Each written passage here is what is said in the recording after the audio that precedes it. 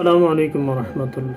আজকে আমরা আলোচনা করব কোনো রোগীর নামে বা কোনো রোগীর কি সমস্যা, এটা আমরা হাজিরাটা কিভাবে দেব বা পরীক্ষা কিভাবে দিব, যেটাকে হাজিরাও বলা হয় বা পরীক্ষাও বলা হয়। আর এটা করার জন্য প্রথমত যেটা প্রয়োজন যে আমরা এক গ্লাস পানি নেব, কাচের গ্লাসে পানি নেওয়ার পর প্রথমত রোগীকে বলবো যে আপনি এক ডুব পানি খান। তখন পানি স্বাভাবিকই মনে হবে, সাধারণত আমরা পানি খেলে যেরকম মনে হয় এরকমই মনে হবে।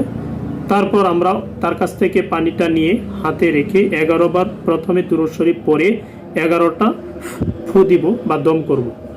তারপর সূরা ফাতিহা আমরা পড়ব 11 বার, 11টি দম করব। তারপর আয়াতুল কুরসি পড়ব 11 বার, 11টি দম করব। এইভাবে সূরা কাফিরুন অর্থাৎ কুল ইয়া আইয়ুহাল কাফিরুন 11 বার পড়ব, 11 বার পরে 11টি দম করব।